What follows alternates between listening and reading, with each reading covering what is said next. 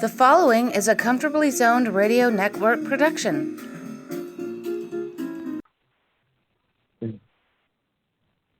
Hello, everyone. This is Rob Deininger with Comfortably Zoned Radio Network. I'm here with Jack Degraw, and we are talking Yankees baseball. How you doing, Jack? Good. How are you today, Robert? And not too bad. Yankees got a win last night, which was nice. They're 3-7 in their last 10 games and 8 games behind the Rays, but it's good that we at least got a win last night against a hot team like Toronto.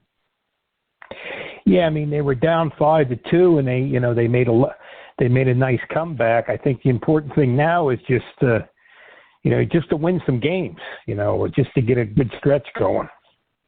Yeah, and at least we got Cole on the mound tonight. He's been our best pitcher. It'd be nice to pick up 2 in a row and get on a little bit of a winning streak again. We got the A's and Royals coming up after Toronto, but we'll be playing at home. So, I mean, it'd be nice to start winning some series again. Yeah, I mean, the Yankees had a tough time with Cole on the mound. They don't seem to. I believe they're only like 7-6 in the games he started, so they don't take advantage of. Even when he pitches well, they don't score him many runs, and they don't wind up winning the game. Yeah, and their starting rotation in the last 14 games has an ERA of over 6. So the hitters have started to come around a little bit, but their starting pitching now is starting to falter a little bit. It's too inconsistent. Yeah, I mean, I think that's going to happen a lot in baseball because they only had 60 games last year, and a lot of these pitchers, are going to reach their pitch innings pretty early. So I think, with the Yankees, taking some of the shots on Kluber and, Telion and, Herman, I mean, I think, it's going to catch up to them. Yeah, and baseball, when they announced that they were going to start cracking down on sticky substance, the batting average league-wide jumped 10 points in the week after. And baseball is going to officially crack down in games at the end of June. So it's going to be interesting to see how much the offense around the league gets better and how much the pitching gets worse. Maybe you could bet at the Yankees. Yeah, I mean, the warmer weather coming up. And, I think there's going to be some trouble with the pitching in the second half because, just like I mentioned before, a lot of these guys are going to, they're just going to wear out because they didn't throw many innings last year, if any at all. Yeah, I mean, and also they're hit. A lot of batters are getting hit. I think they've had the most batters hit to start the season in MLB history, or at least in a very long time. It's kind of an interesting stat because, with all the stuff they've been putting on the ball, they said that was supposed to help, the movement. And so maybe, a lot of the guys, they didn't have the control like they used to. And that's why a lot of hitters are getting beans. Yeah. And with Kluber out and Taylor not pitching well and the Yankees struggling, Severino looked like he was going to be someone who could help, but they announced yesterday he's got a grade 2 groin strain, and he'll be delayed a month. So we won't have him back for until sometime in July. And hopefully then Kluber is on the way back, if not close to being back. Yeah, Sevy's had so many injury problems. I don't really know if you can even count on him. It just seems to be one thing after another. And I don't know. It seems 1 month is kind of, that's the best case scenario. I think it could be, 2 months, if even then, because it seems like, he gets going and there's something else. I mean, it's just the injury bug keeps biting. He might have to, more than likely, it would probably use him out of the pen, right? I don't think they'd push him as a starter when he does come back. I think they would try to gradually get him up there in pitch count or work his way back in. Yeah, I mean, it might be a scenario, like when they start Chad Green or, even if Sevy starts a game, he might pitch 2 or 3 innings and do it that way, because I don't think it all depends how the record is and, if he can get a couple starts in the minors, or maybe he'll just get a few starts in the minors and they might bring him up to the Yankees just to, because it might be just a desperation thing to do. Yeah, and we were talking off air. I saw a stat yesterday about the Yankees last year. They started off 16-6, then went 5-15, then went 10-0, and then finished 2-6. And this year they start 5-10, then they got hot and went 23-9, and then go 5-13. It just seems when they're going hot, they're good, and when they're cold, they're going bad. It just seems like they're very inconsistent. Yeah, I mean, if you include last season over the last 2 years, like 108 games, 2 games of the season, they're like 4 games under 500. So they haven't been playing really well since the beginning of last year. No.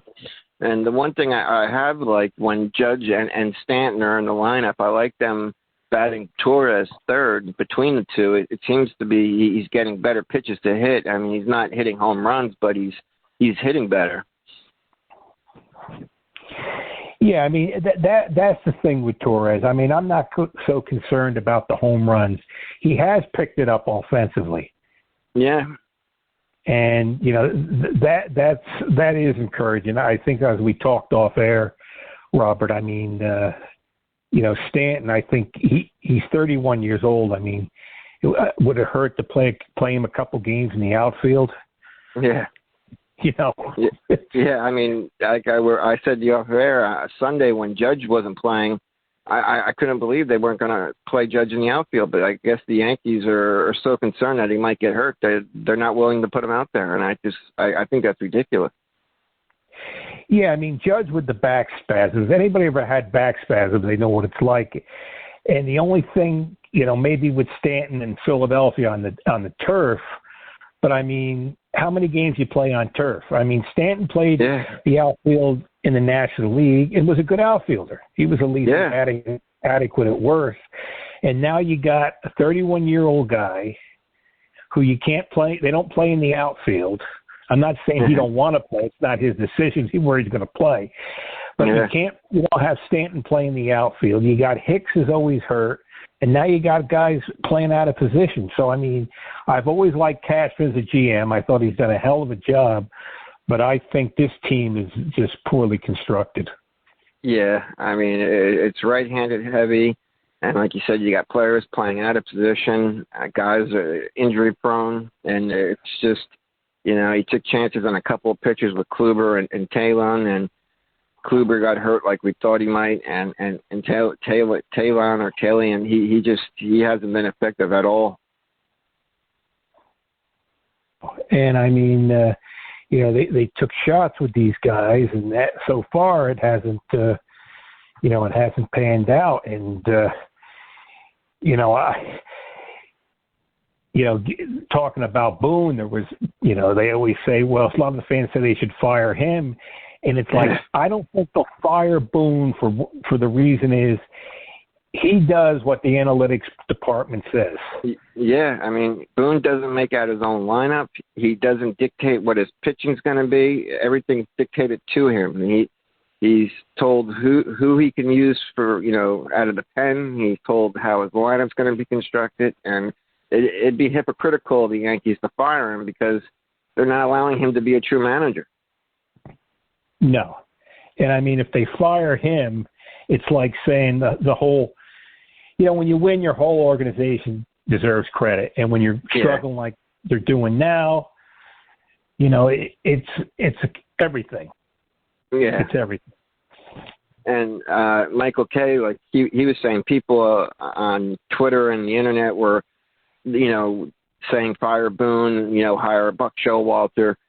Buck Showalter loves analytics. He loves all the information he can get, but he's also the type of manager who's going to fill out the lineup the way he wants it, and he'll sit players when he feels he should sit them. And that's one of the reasons he's not a manager in baseball, is because today they want managers who are going to listen to what the analytical department tells them to do. And guys like Buck Showalter aren't going to get a job. No, because you get these guys in their mid-50s, early 60s. They don't want these guys around because they have a different way of looking at things. I think analytics is good to a point, but when you've done something your whole life, like they've been in baseball, so they know the game inside and out.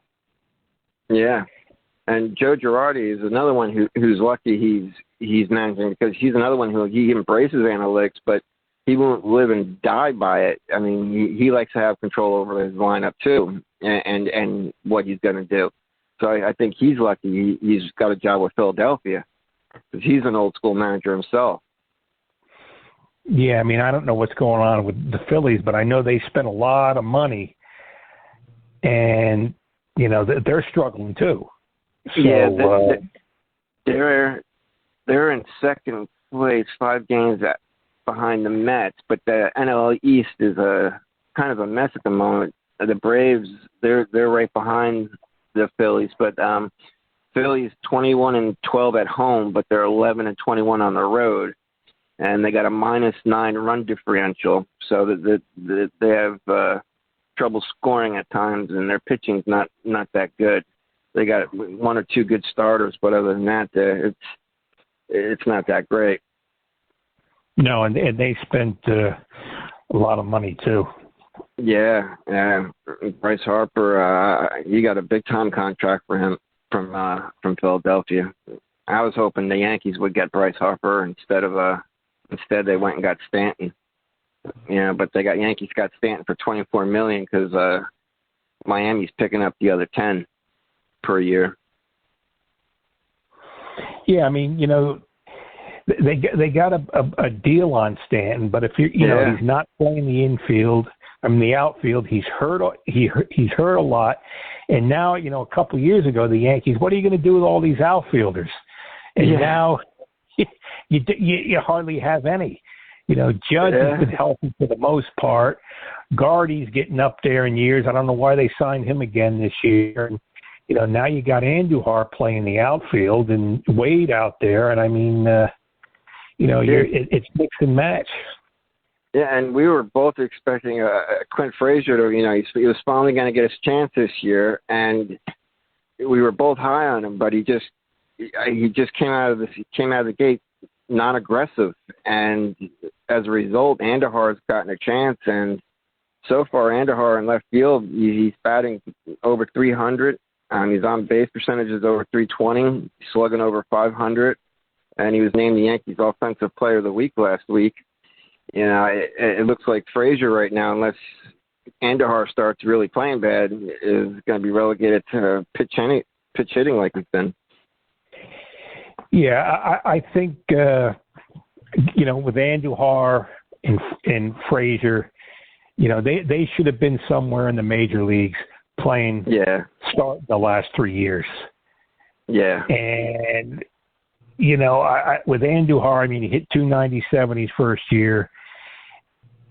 And you don't worry about where you're going to play next year, if you're going to play. He got injured, but I don't think the Yankees are really that high on him. I don't really think they're that high on Frazier because, they're like security. You put them in AAA, and when we need them, we'll call them up if we need them.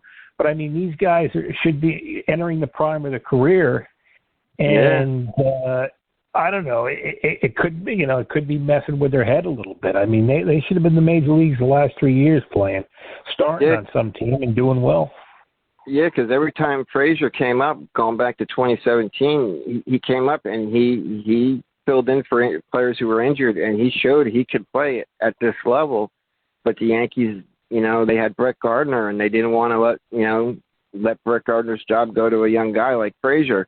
And Andujar, he had the best rookie season since Joe DiMaggio. The only other Yankee to have over 25 home runs and 40 doubles was Joe DiMaggio. So those two guys, you're right, if they were on another team, would be playing every day and probably having good years. Yeah, I mean, Frazier's batting fourth. He's hitting home runs, knocking in runs. This is a couple of years ago, and we're all raving about his quick bat. Mm-hmm. And then the next day he gets sent to the minors. Yeah. And Andujar wouldn't even. I don't even know if he'd be in the major leagues if they just didn't need him. Yeah. If they didn't have injuries and they're forced to play him now, he'd still be in Scranton or be up and down all the time. Yeah, I remember in 2018 they called Frazier up for to fill in for I forget who was injured, and he went on a great tear. He had a game-winning home run against Milwaukee, and then they sent him down, and he was in a funk in the minor leagues because he was heartbroken. He felt he earned a right to be up there, and he was sent back down, and it took a little while to get back in the groove of things because he felt dejected. Yeah, I think it's just there's two cases like when they had this. This strike might happen in December. I think that's one of the things the owners and the players are going to go at is, teams have, they can do what they want for players for the first 5 or 6 years. And what happens a lot of times, which I think has happened with Frazier and Andujar, their career has just been stonewalled. It hasn't gone nowhere. And, It's sad. I mean, you only have your peak years for a while, and then when those years are gone, it's you're not going to get them back. No, not at all. And like Luke Voigt, they asked him because he was sitting in the minors because the Cardinals had a first baseman. I forget who the first baseman was, but there's a lot of players that either don't get up because there's someone above them on the major league level that's good and they don't need them, or like you said, they got control and they get stuck down there and their careers get wasted. There's probably a lot of good players that never get a chance. Well, this goes back for like when Branch Rickey did that with the Cardinals. He had all these minor league teams.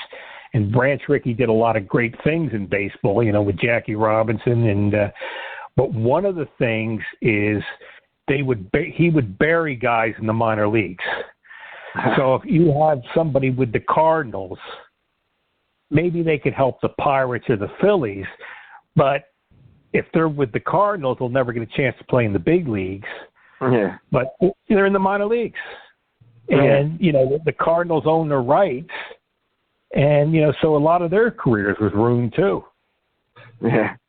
I think this is true. Casey Stengel, when he became manager, he wanted Billy Martin because he managed Billy Martin in the minor leagues with for San Francisco, or I think it was a West Coast team, or the Pacific Coast League. Yeah. So Casey Stengel, I mean, he helped Billy out. Yeah, that was the Pacific Coast League was around for a long time, and I mean there was almost they were going to make them they wanted to be the third major league. Oh, really? Because guys would play in the major leagues, and then they would go out and play in the Pacific Coast League, and I mean they would play 190 games a year. And I think Billy and Casey were with the San Francisco Seals. And that's where DiMaggio, I know DiMaggio was with the Seals, but that's where, Casey's first seen Billy. And, he brought him to the Yankees and he helped him win, 5 World Series in a row. Yeah, he liked the way he played baseball, right? Yeah, yep. Yeah. It's like watching this year's group of Yankees, I just don't see it. I don't see them making the postseason this year. I mean, not with the way this roster's constructed currently, and they're starting pitching looking more thin as the year goes on. No, I mean, the best case scenario, if they don't make some moves and stuff, and you might win 84, 85 games, and you hope you might have a hot stretch at some point and win 10 out of 12, and maybe you can sneak in with the second wild card. But I mean, there's another possibility. I mean, you might only win 78, 79 games because this team could go either way. Yeah, and I think 40% of the season's already done. I think they said for the Yankees to reach like 90 wins, I think they'd have to go 60-37 or something like that the rest of the way. And I don't know if they could get to 90, but maybe they could get to like 84 or 86 wins, something like that, and get into the second wild card spot. Yeah, I mean the way this roster is, it's just like. And you know, it's sad. It's pathetic to watch because they do so many stupid things on the bases, and you know they don't, sometimes they don't run after, they don't hustle, and it's like when you're hitting home runs, a lot of that can be covered up. Yeah. But I mean, you have basically a one-dimensional offense, and all they do is hit home runs. I mean, Odar the other day on second, losing by 7 runs, going to third base. Yeah, on a grounder short. Yeah, I mean, what the hell are you thinking? Yeah, I mean, my God. I mean, the Yankees, I think, they've been the most out on the base paths of any team by far this year. And that just shows a team with a low baseball IQ. Yeah, I mean, like, I think it's 31, 32 times if they got thrown out on the bases. That's like once every 2 games. And Odar, they got him from Texas. Yeah. And Texas is one of the worst teams in baseball. And then now he's your starting second baseman, and he's batting third some games. I mean, you know. Yeah. I mean, he's batting under 200, and I'll see they got him batting third, and it blows my mind. And the only thing I could think of is they want a left-handed batting third. I mean, I can't think of another reason why they'd put him there. I mean, the guy can't hit. I mean, he'll smack a home run every once in a while, but you know, I mean, Jesus, I don't get analytics sometimes. Well, that's why the Rangers even, they put him on waivers because the last couple of years, you know, he was declining, and now the Yankees pick him up to start, and you're a World Series contender. I mean, that's ridiculous. Yeah, and it'll be interesting to see what Casher does at the trade deadline because I think the longer he holds on to like a Frazier or Andahar, you know, guys like that, the value is going to go lower. I mean, if he's going to make a move with those guys and use them as pieces in a trade, he's going to have to do it soon, I think. Yeah, and another possibility, they might even trade Voit. Who knows? Yeah, I mean, I like Voit, but since he's been with the Yankees, he gets hurt a lot, and when he's not hurt, he's playing hurt. Yeah, I mean, you know, that's another thing. They just have so many injuries, and it's like there's all these new training techniques, and they got all this new wave stuff with all these trainers and all these new ideas, and these guys get hurt all the time. And they have these pitching schools, and pitchers are getting hurt. And then they got the batting, the launch angle, and all this stuff. And it just seems like, if something's if it's not working, it's not successful. That's the way I look at it. You know, I remember Pete Rose, when he was on the MLB network as a analyst, they asked him what was his training regimen in the off season, and he said once the season was over, he dropped his baseball bat and didn't pick it back up until spring training. You know, he said he might play tennis or golf or something during the off season, but that was it. You know, I mean, guys today, they're working out year round, and I think, you know, their conditioning, they're not conditioning right. I mean, they're working out and trying to get stronger when, you know, they need to be more flexible and better conditioned, like running wise. Yeah, and like you were saying, they work out 12 months of the year. And I mean, like, play other sports, go out and shoot basket, play tennis, play racquetball, you know, ride a bike, you know, instead of just lift. You know, you get bigger and stronger and you get hurt. It's just crazy. It drives me nuts. Yeah. I mean, Voit, he's had core issues since he's been with the Yankees, and Stanton's had pec problems, pectoral problems with his chest and leg problems. Same with Judge, legs and back. It just seems like, these big guys, they break down with all the workouts they do, with all the working out they do. Yeah, I mean, if you notice this past off season, they didn't post videos of them like lifting, lifting buildings and pulling cars and pulling trucks. I mean, I'd like to see somebody lift a video like running around first base without getting hit. Yeah, Jesus. But yeah, this thing, like even last night, I knew the Yankees won when I was watching the replay. But Zach Britton, in the bottom of the eighth, loads the bases, and I was thinking, oh my God, how did they not lose this game? Because he pitched out of the jam. But it's just, I just don't have confidence going forward watching this team play. I mean, they make so many mistakes. They got guys playing out of position, and they're hurt a lot. Yeah, and I mean, it could go either way. I mean, they could finish under 500. Maybe they can win in the high 80s, but I don't think there'll be any moves because they don't fire coaches, and manager, and during the season.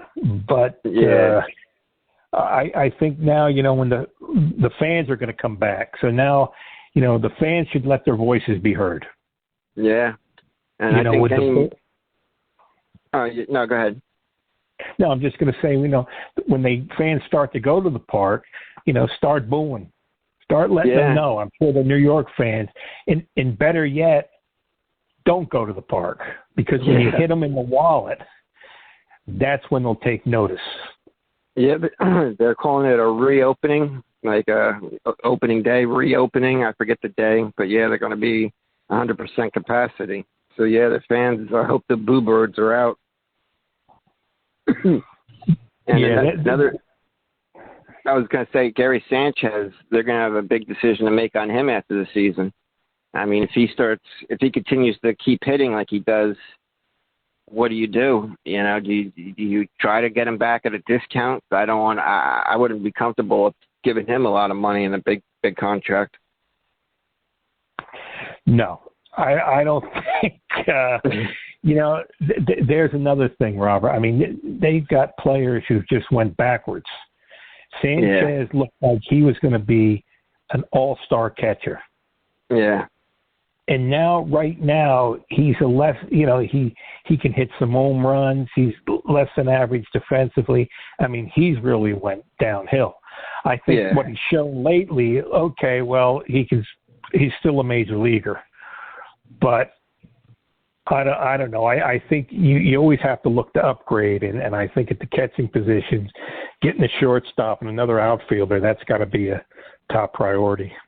Yeah, it's like at the trade deadline, if they make any moves, it's got to be geared towards, I think, next year and going forward, and instead of a one-year rental, because they got to change this team. They got to shake things up with this roster. I mean, they got to get players playing in the right position. They need to get some left-handed bats in that lineup. They just need to change this roster a little bit. They have to improve the roster. Yeah, I mean, you got to get some lefty hitters. I mean, you look at teams like, just take an example, a team like the Rays, their pitching staff.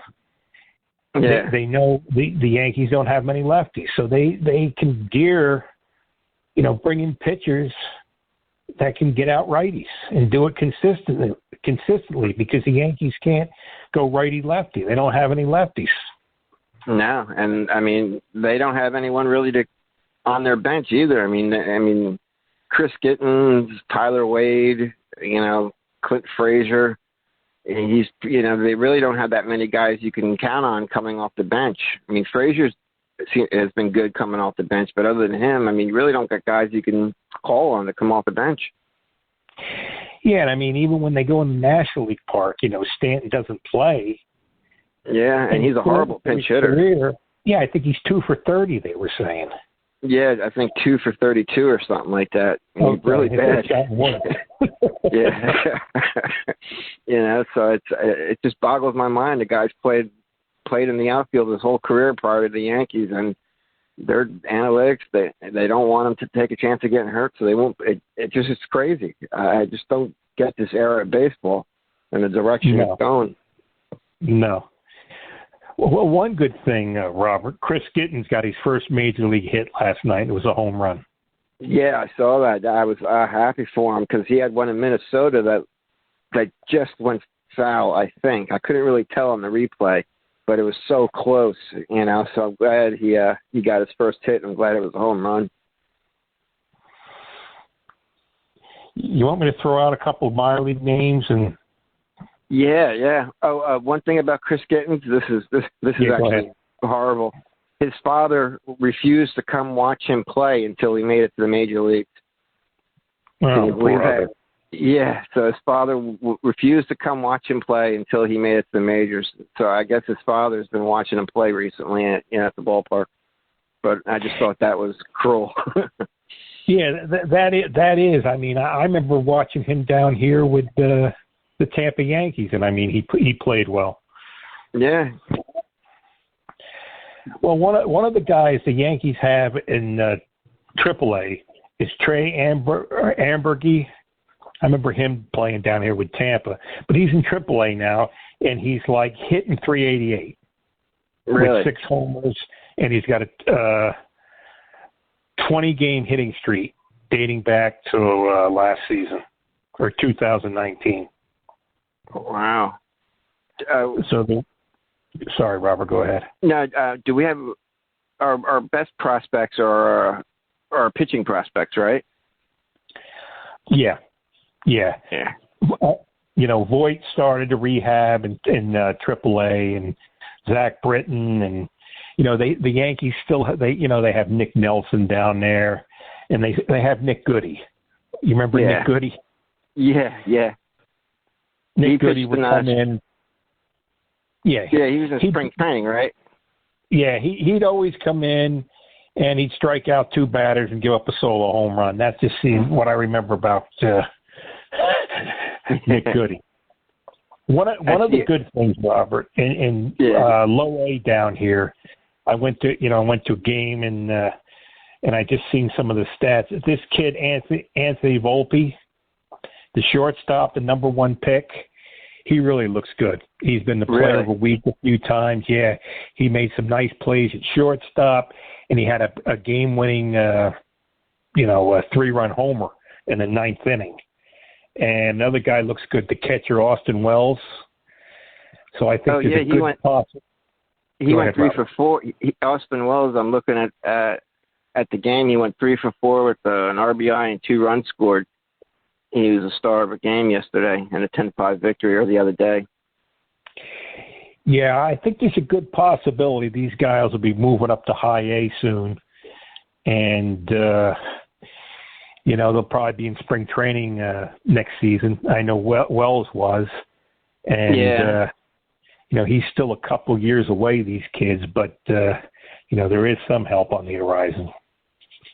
And I'm looking at all the minor league games yesterday, the other day, and David Garcia had a rough outing. He pitched a third of an inning, gave up 2 hits, gave up 5 earned runs on 2 hits, 4 walks, and 35 pitchers. And they said if we weren't concerned before, we sure are now.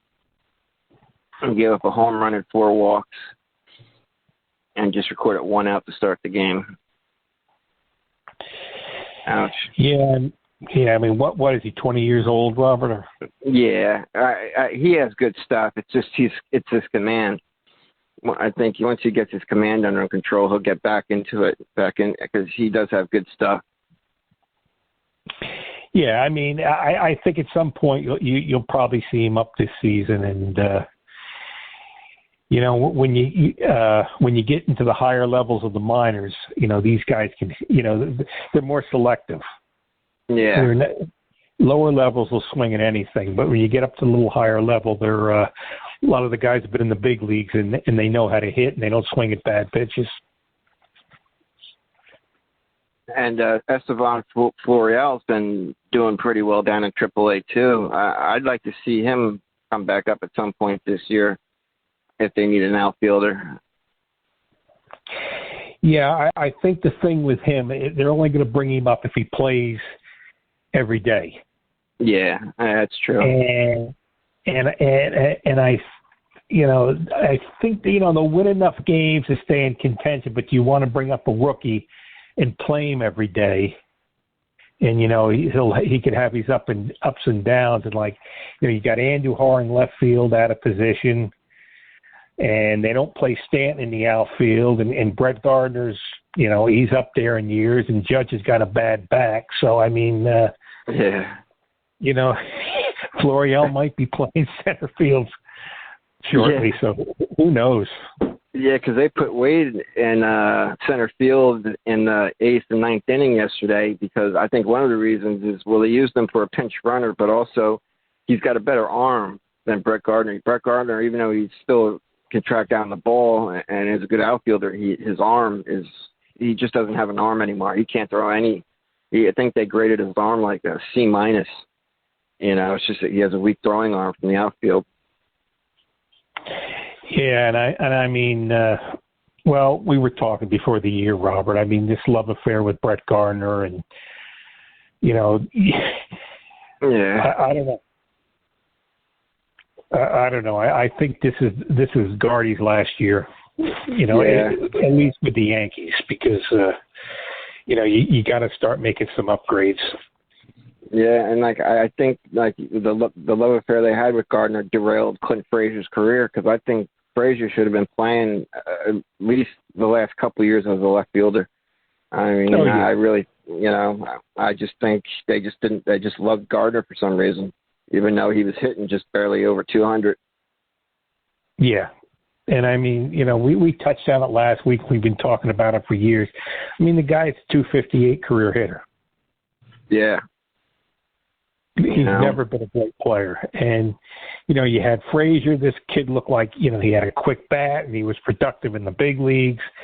And then, you keep on sending them up and sending them down. And it just gets to a point, I think it might get into their head. And, now he's just, he's went down a lot. He's regressed. It's just, I don't know. Yeah, because when the season started, I noticed he was a lot more patient at the plate. He usually is a very aggressive swinger, and this season when it started, he was just taking a lot more pitches than he normally would. And lately, when he's been called on to pitch hit, he's been more aggressive in the bat. At the at-bat, and he's gotten some clutch hits, including knocking in the go-ahead run last night. And I think he's better when he's aggressive. I think just being named the starter, he was trying to protect it and try to, he was so in his own head trying to be good that it hurt him. Yeah, you play one day and then you're down two. Yeah. Yeah. And the thing is, Robert, it's like we're a broken record because we've been talking about, Frazier and Andujar for the last 2 or 3 years, and it's like it's the same thing all the time. And I just think, they'd be better somewhere else.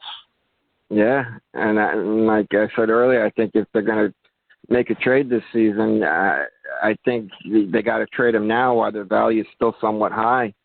Or, and respectable. I think the longer you hold on to him, the harder it's going to be to really get, trade him for a decent player. Yeah, because you have to upgrade the roster. The Yankees haven't had a losing season since 1992. And just to give you an idea, the Red Sox have had some woeful seasons, but then they turn it around and win the World Series. Yeah. So... Yeah. Maybe you'll have to bite the bullet for a couple seasons, but if it makes you a better team in the long run, this team is just underachieved. Yeah. It's very disappointing to watch because, you expect them to be a lot better, and they're just, they're not good at all. Yeah, I mean, they were projected to win 96 games this year. I mean, and the experts were basically predicting them to run away with the division. And now they got a 46% chance of not making the playoffs or making the playoffs. Yeah, and if they don't pick it up in the next, and before the All-Star break, they won't have to even worry about being in contention because these games are crucial now because, we were saying this a couple of weeks ago when the Rays come in and the Red Sox after the debacle in Detroit, and they went 2-5. Yeah, I mean, the last couple weeks, the last 20 games, I think they've gone 3-7, 3-7. At 6-14. I mean, you got to do a lot better than that. Yeah, and you got to turn it around right now. Yeah, they got 2 more games with Toronto. Cole's going tonight, and then King pitches Thursday. And then they start a 3-game series at home with Oakland, and Oakland's in first place in the West, so they're no rollover. And then they play Kansas City, 3 games, and then they got 3 games with Boston at Boston at the end of this month. Well, I mean, this is the time. Yeah. And the Mets come in. Actually, Yankees go to Citi Field on July 2nd through July 4th to play the Mets, who've been playing good lately. Okay. Wouldn't that be great, Cole and DeGrom? Yeah, God, DeGrom has just been out of this world. I would love to see that matchup. Yeah, that would be terrific. I know DeGrom has got hurt again, but that'd be one of the games of the year to see those two go against each other. Yeah, I mean the Mets are in first place by 5 games. They're last 10 games they're 7-3. They've been playing pretty well, and I think they're dealing with some injuries themselves, but they've been playing good ball lately. Yeah, it's good to see some of the teams in New York start winning again. The Knicks made the playoffs, and hopefully the Jets and the Giants will do something. Yeah, the Islanders. Yeah. So it's good to finally see some of the New York teams on the upswing. Yeah, and the Yankees play tonight at 7:00. Like I said, they got Cole going on the mound. I think the Blue Jays got Stripling going. He's 2-3 with a 4.91 ERA. So I mean, the Yankees. Hopefully, they win this game. They win 2 out of 3. As long as they can just keep winning series, maybe something good can happen. But I don't have the confidence in them right now to. It's hard to watch them. Yeah, I mean, I don't watch them, Robert. I follow the box score. Maybe I'll watch an inning here or there, but they're just tough to watch. I mean, you look at their lineup, it's like 5 through 9 is. Yeah. I mean, Andujar, though, I will say Andujar looks different. Even David Cohen mentioned it last night that he looks different in the batter's box. His presence, he looks like he's locked in. But they got him batting, 7th, 8th in the lineup, and the bottom of the lineup. There's no one to drive in when there's no one on base, and he's been productive. But he's got 5 home runs, but only 8 RBIs because he's got no one to drive in. Yeah, he can just flat out hit. Yeah. So well, we'll see. Yeah, hopefully next week when we talk. Things have turned around a little bit, but it's been brutal lately. Yeah. Yeah, so, it's hard to do, a fun show when there's nothing good to talk about. Yeah, I mean, Kalen, he's been just such a disappointment. He pitches the first game against Oakland. You see what happens, But, I mean, it's been brutal to watch. Yeah, I mean, there's just and who you go to. It's like this is your team and this is what you got to do. And then, it's going back to the days when you had Jerry Kenny and Bobby Cox and, the stick at the bottom of the lineup and Rusty Torres. It was just, it was Len Bamer days. It's tough. Yeah. Yeah, even though when I grew up in the '80s, at least the Yankees were scoring runs. They just didn't have the pitching. Yeah, I mean, in the late '60s it was different, Robert. I mean, I don't remember the great teams. I was too young, so I still have fond memories of those late '60s, early '70s teams. But nobody was scoring back then. But now you remember when the Yankees hit all these home runs, and you knew they were going to win close to 100 games and get in the playoffs. And now it's like it looks like 1989 with Mel Hall all again. Yeah. Yeah. Well, hopefully, cross my fingers. Hopefully, things turn around. But I don't know. It's going to be interesting to see what Cashman does, if he makes any moves at the trade deadline. It's going to be interesting to see what he does. I think it'd be telling of what he's thinking going ahead. Yeah, it's getting late early. Yeah. And like I said, they're going to make a decision on Sanchez, and then you're going to deal with Judge. What kind of contract you're going to give him? I mean, it's a lot of decisions. Yeah, well, we'll see how it goes the next week or so, Robert. Okay, until next week, Jack? Yep. It's always a pleasure, Robert. Likewise. And to all the fans out there, we'll see you next week.